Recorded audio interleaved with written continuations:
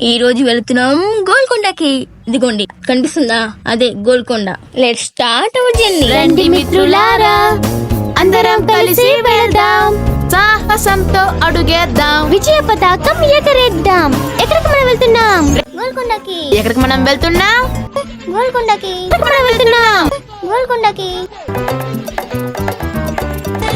జాగ్రత్త జాగ్రత్త, watch out watch out. ఏం చూసుకోవాలి? గుంటనక్కలు ఉంటాయి, చూసుకోవాలిగా. ఇంకెంటర్ అయిపోయాం గోల్కొండలోకి. ఇదిగోండి ఇక్కడే బ్యాగ్ చెకింగ్ చేస్తారు సెక్యూరిటీ వాళ్ళు. నెక్స్ట్ ఇంకా ఇదంతా గోల్కొండ అన్నమాట. అప్పట్లోనే ఇంత బాగా కట్టేయడం అంటే గ్రేట్ అసలు. ఇంక తెలిసిందే కదా, మనం ఎక్కడికి వెళ్ళినా సరే టికెట్ కట్టాల్సిందే. ఇండియన్ సిటిజన్స్ కి 25 రూపీస్, అదర్ సిటిజన్స్ కి 300 రూపీస్ అంటే టికెట్ కాస్ట్. మీరు ఇక్కడ ఎంట్రెన్స్ గమనించవచ్చు, చాలా చిన్నగా ఉంటుంది. ఎందుకంటే ఇంత ముందు ఎనిమిస్ వచ్చేవాళ్ళు కదా, వాళ్ళకి కొంచెం ఇబ్బంది కలిగించే విధంగా ఉంటుంది ఎంట్రన్స్. పైన మీకు ఒక ఓల్ కనిపిస్తుంది.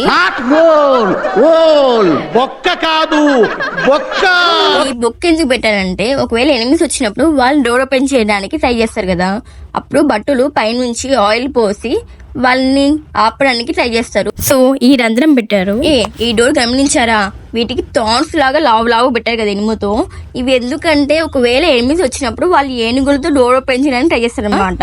అప్పుడు ఏనుగులకి గాయపరచాలి కదా, సో ఇవి థాన్స్ లాగా ఉండి వాటికి గాయపరచడానికి వెళ్ళిపోతాయి. ఎవరైనా అతిథులు గాని ఎనిమిస్ గాని వచ్చినప్పుడు బట్టలు ఇక్కడ క్లాప్స్ కొడతారు. ఆ క్లాప్స్ అన్నవి పైన డైమండ్ షేప్ వల్ల రీసౌండ్ వచ్చి ఎక్కడో పైన రాజుగారికి వినిపిస్తాయి. అప్పట్లోనే ఇంత టెక్నాలజీ అంటే గ్రేట్ అసలు.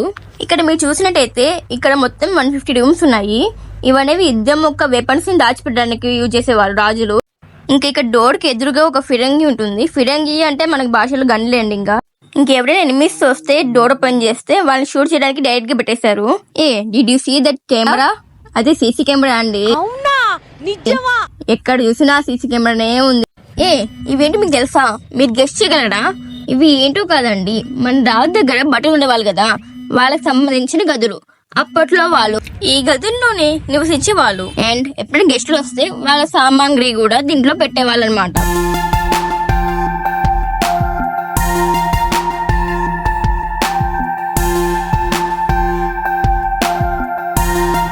ఇక్కడ చూసినట్టయితే మీకు సంత కనిపిస్తుందండి. అదే అండి వజ్రాల సంత.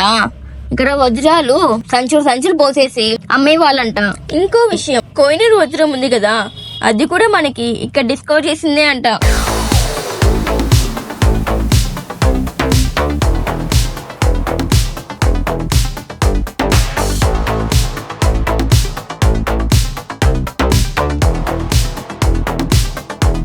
మెట్ల మార్గానికి వచ్చేసాం. ఇంకా కష్టమే అండి మెట్లు అంటే. ఇంకా మొత్తం 360 మెట్లు ఉన్నాయి ఇక్కడ.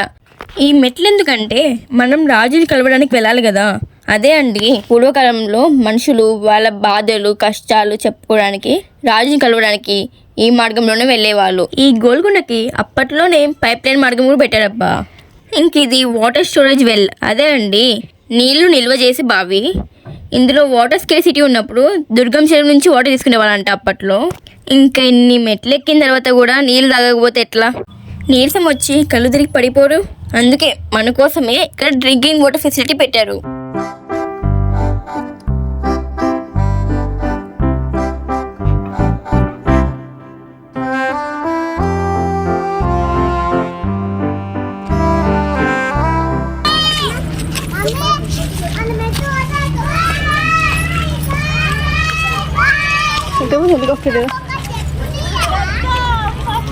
ఏరోప్లేన్ ఉంది పైన.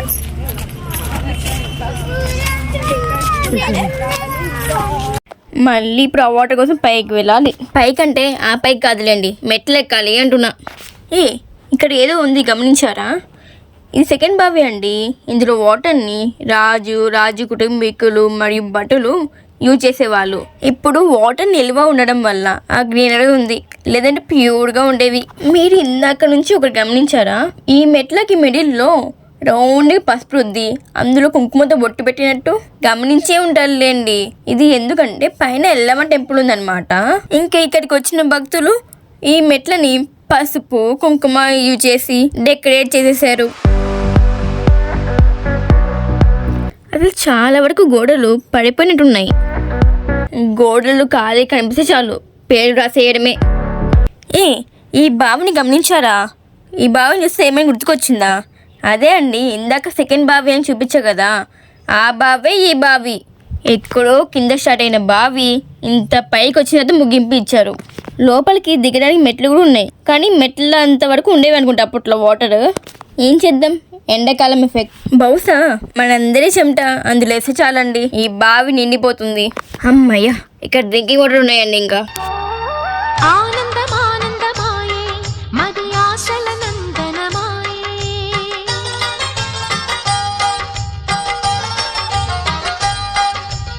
ఆనందమానందమాయే మది ఆశల నందనమాయే.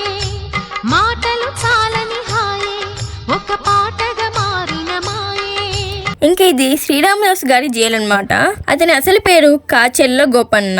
ఇతను అసలు జైలు ఎందుకున్నారో తెలుసుకోవాలంటే మీరు శ్రీరామదాస్ మూవీ చూడాల్సిందే.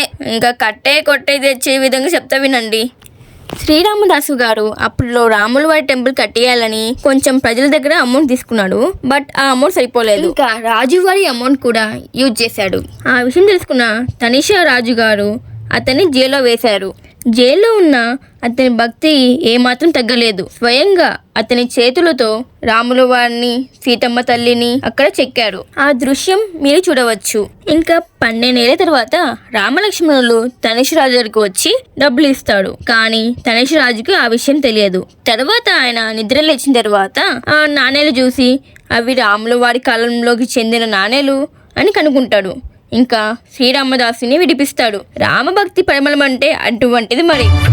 అంతారామమయం ఈ జగమంతారామమయం.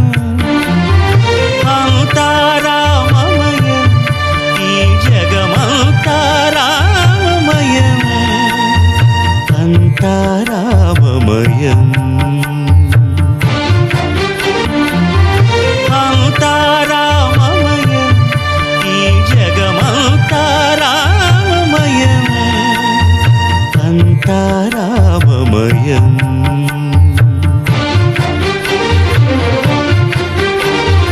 అంతరంగమున ఆత్మారాముడు అనంత రూపముల వింతలు సలుపగా.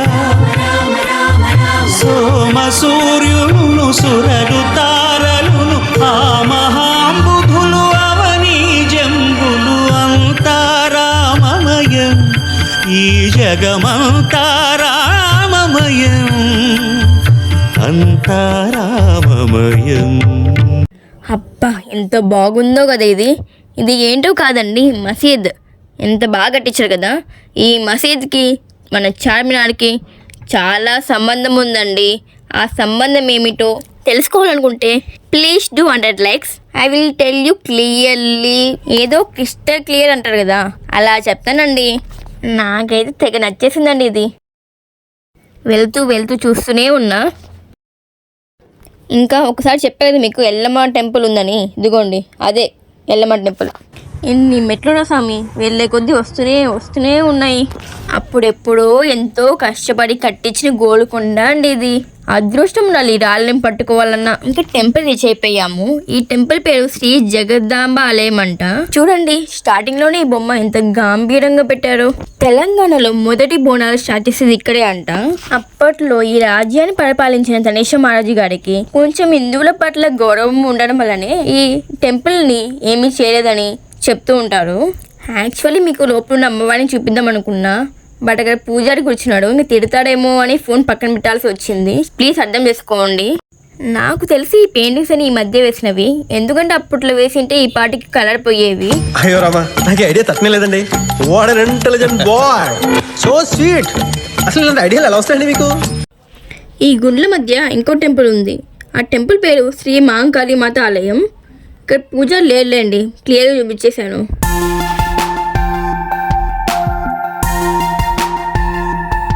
యాక్చువల్లీ ఇక్కడ నుంచి పైకి స్టెప్స్ ఉన్నాయండి. పైన కూడా 3 ఫిరంగిలు 2 ఫిరంగిలు ఉండాలి. ఎనిమిది వచ్చినప్పుడు బట్టలు అక్కడి నుంచి కూడా షూట్ చేసేవాళ్ళు. ఇంకా మనం ఇటువైపు చూసినట్టయితే రాజుగారి సభా మందిరం ఉంది. దీన్ని పారాదారి అని కూడా అంటూ ఉంటారు. అక్కడ చూసారా షాప్ ఉంది, పోయి ఏమైనా కొనుక్కుందాం పదండి. ఇందాక నుంచి చూస్తున్నా ఈ బుడ్డోడు పావురాలని పట్టుకోవాలని ట్రై చేస్తూనే ఉన్నాడు. ఇక్కడ మీరు షాప్ లో చూసినట్టయితే మీకు లేసులు ఉంటాయి, జ్యూసులు ఉంటాయి, ఐస్ క్రీమ్స్ కూడా ఉంటాయి. ఇంకా నేను ఎప్పుడులానే చాకోబార్ తీసుకున్నా, ఇంకా కుల్ఫీ కూడా తీసుకున్నాను. ఇక్కడ రేట్లు చూస్తే మరీ దారుణంగా ఉన్నాయండి. కుల్ఫీ 65 రూపీస్ అంట. ఒకవైపు ఏమో ఐస్ క్రీమ్ తింటున్నా, ఒకవైపు ఏమో వీడియో ఇస్తున్నా. అప్పుడప్పుడు అనిపిస్తుంది నాలా ఎవరిని కష్టపడతారా అని. ఇవే తగ్గించుకుంటే మంచిది. ఇంకా వెళ్దాం లోపలికి. ఇది మొత్తం 2 అంతస్తులు ఉందంట. ఇక్కడే రాజుగారు వారి రాజ్యం గురించి చర్చలు జరిపేవాడంట. ఇదిగోండి ఇక్కడే పైన రాజుగారు, కింద ప్రజలు అదే భటులు కానీ కలిసి చర్చించేవాడంట రాజ్యం గురించి, రాజ్యంలో జరిగిన విషయాల గురించి. యాక్చువల్లీ కింద ఒక సొరంగం ఉంది, 8 కిలోమీటర్స్ వరకు వెళ్తుంది. అది ఎప్పుడైనా ఎనిమిస్ వచ్చినప్పుడు రాజుగారు తప్పించుకోవాలని ఆ సొరంగం ఏర్పాటు చేశారు. బట్ ఇప్పుడు ఆర్కియాలజీ డిపార్ట్మెంట్ దాన్ని క్లోజ్ చేసింది. ఇంకా పైకి వచ్చేసాం. ఇక్కడ రాజుగారి సింహాసనం ఉండేది.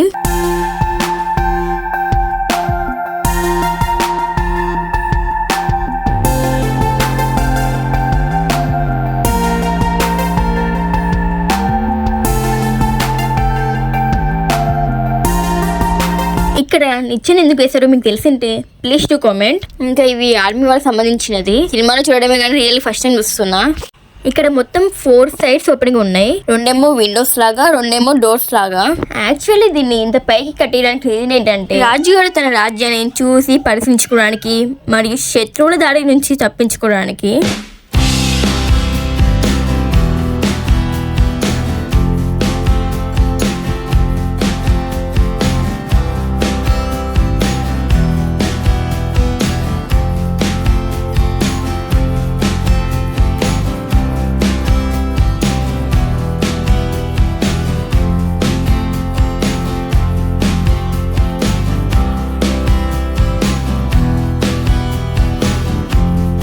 ఇదిగోండి చూడండి, ఇక్కడ నుంచి మనం వచ్చిన దారి, కోట మొత్తం కనిపిస్తుంది ఈ విండో నుంచి.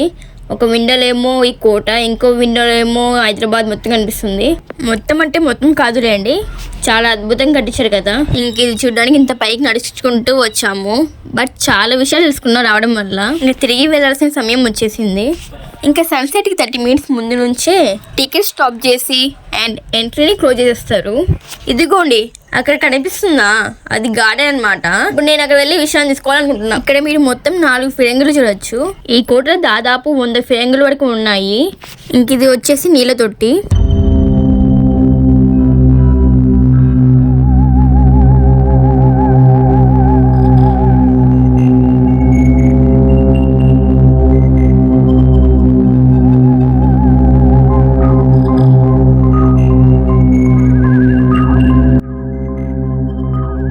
మీరు కూడా ఒకసారి గోల్కొండ విజిట్ చేయడం మర్చిపోవద్దు. ఇంకో విషయం, మీరు దిగిన ఫొటోస్ని ఇన్స్టాగ్రామ్ పోస్ట్ చేసేటప్పుడు నన్ను ట్యాగ్ చేయడం మర్చిపోవద్దు. నా ఇన్స్టాగ్రామ్ ఐడి వచ్చేసి లిటిల్ ఫన్నీ గర్ల్.